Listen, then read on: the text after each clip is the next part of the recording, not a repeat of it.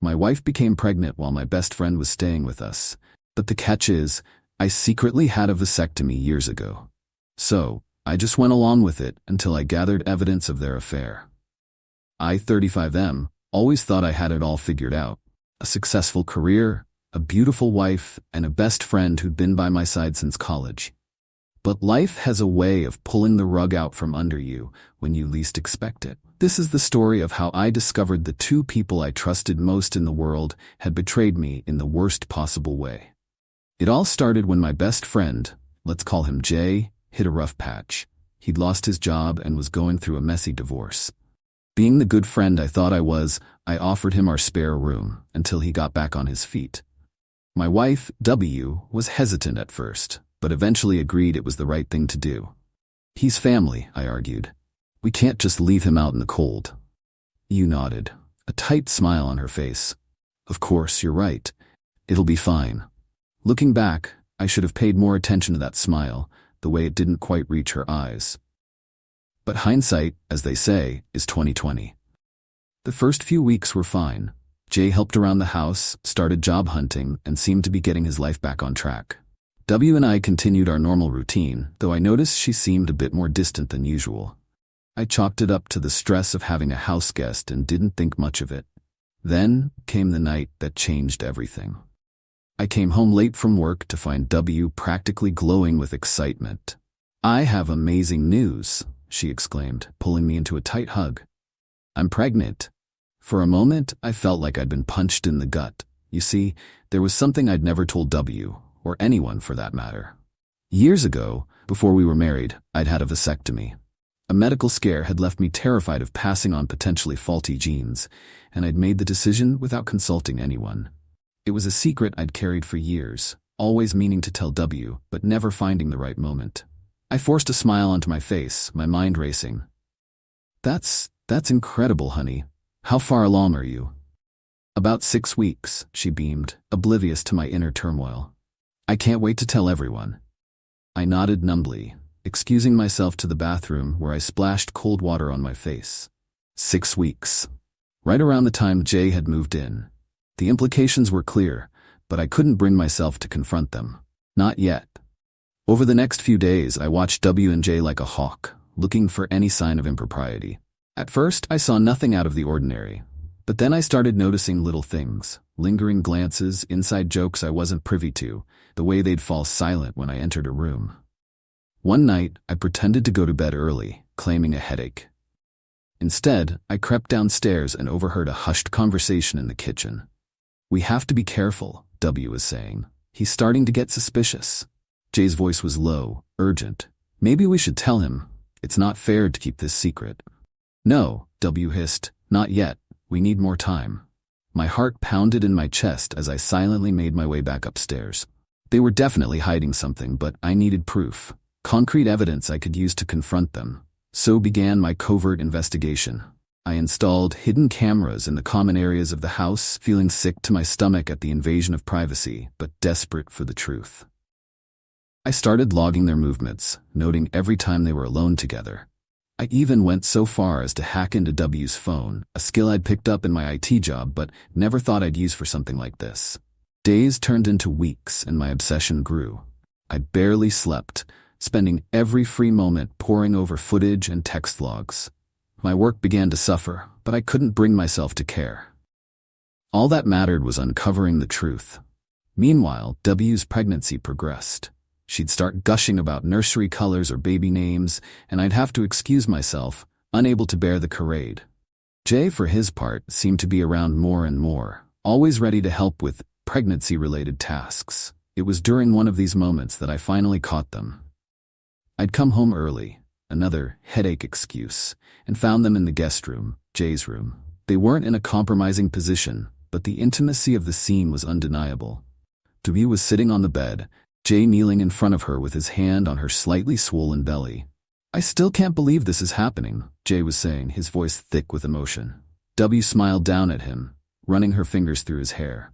I know. It's like a miracle. I stood frozen in the doorway, my presence unnoticed. A miracle. The word echoed in my head, mocking me. I wanted to burst in, to confront them then and there. but something held me back. A perverse desire to see how far they'd take this charade. So I retreated, silently making my way back to the car. I drove around aimlessly for hours, my mind a whirlwind of emotions. Anger, betrayal, grief, they all warred for dominance. But beneath it all was a cold, calculating determination. I would make them pay for this deception.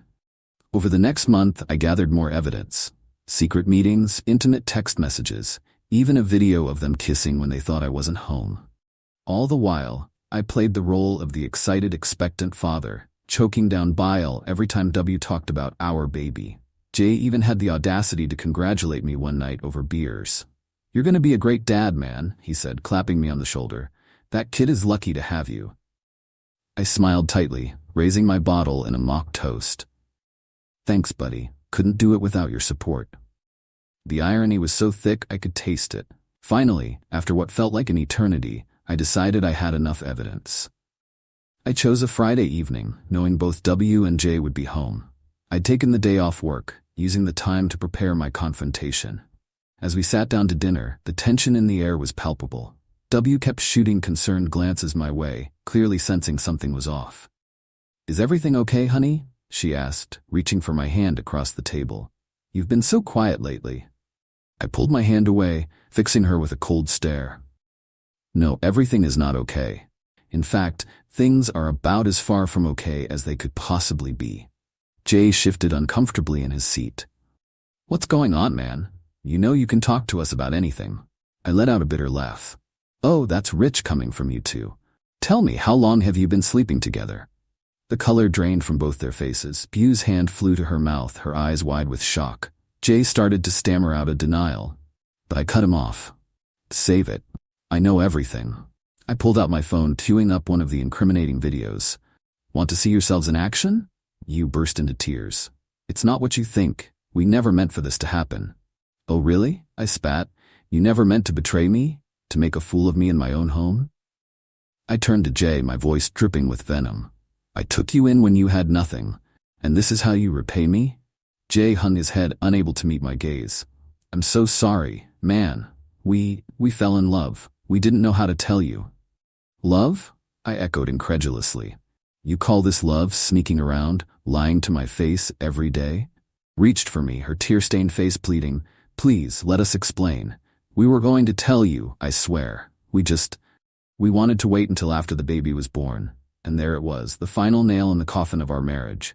I took a deep breath, steeling myself for what I was about to reveal. "That's the thing, W. There's no way that baby could be mine." I paused, letting the weight of my words sink in. I had a vasectomy years ago. The silence that followed was deafening. Yu's face crumpled in confusion, then dawning realization. Jay looked like he might be sick. But how?" B stammered. "Why didn't you tell me?" I shrugged, a strange calm settling over me now that everything was out in the open.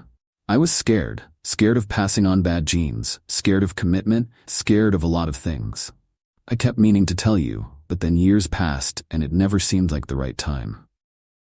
Jay stood up abruptly, his chair scraping loudly against the floor. "I need some air," he muttered, stumbling towards the door. "Oh no, you don't," I growled, blocking his path. "You don't get to run away from this. We're gonna sit here and hash this out like adults." What followed was hours of painful, raw conversation. Tears were shed, voices were raised, and years of pent-up emotions came pouring out. Q admitted she'd always felt something was missing in our marriage, that Jay had awakened feelings in her she thought long dead. Jay confessed to feeling guilty but claimed he couldn't fight his feelings for W. As for me, I laid it all out on the table. My fears, my insecurities, the reasons behind my secret vasectomy. It was cathartic in a way, finally unburdening myself of the weight I'd carried for so long. By the time dawn broke, we were all emotionally exhausted. No decisions had been made about the future, but at least everything was out in the open. Jay packed a bag and left, promising to give us space to figure things out. W retreated to the guest room, leaving me alone in what suddenly felt like a very empty house. In the weeks that followed, W and I tried to salvage our marriage. We went to counseling, had long, honest conversations about our wants and needs. But in the end, we both knew too much damage had been done. The trust was irreparably broken on both sides. We filed for divorce, agreeing to keep things as amicable as possible for the sake of the child W was carrying. It wasn't easy, watching her belly grow with another man's baby, but I found myself strangely at peace with the situation. In a way, my deception had paved the way for theirs. We were all culpable in this mess. As for Jay, our friendship was obviously over. Last I heard, he and W were trying to make a go of it as a couple. Part of me hopes they succeed, not for their sakes, but for the innocent child caught in the middle of all this. Me? I'm starting over. New city, new job, new perspective on life. The experience taught me a lot about honesty, about the importance of communication in relationships. It's a hard lesson, but one I needed to learn. Sometimes I wonder how things might have turned out if I'd been honest from the beginning. Would W and I have worked through our issues? Would Jay and I still be friends? But dwelling on what-ifs is a dangerous game. All I can do now is move forward, armed with the wisdom of my mistakes. If there's one thing I want people to take away from my story, it's this. Secrets have a way of coming to light, no matter how deeply you try to bury them. The truth may hurt, but it's far less painful than living a lie. So there you have it, folks. A cautionary tale of love, betrayal, and the consequences of keeping secrets. If you enjoyed this roller coaster of marital drama, why not subscribe? Unlike my ex-wife's pregnancy test, I promise my stories will always come up negative for bullshit.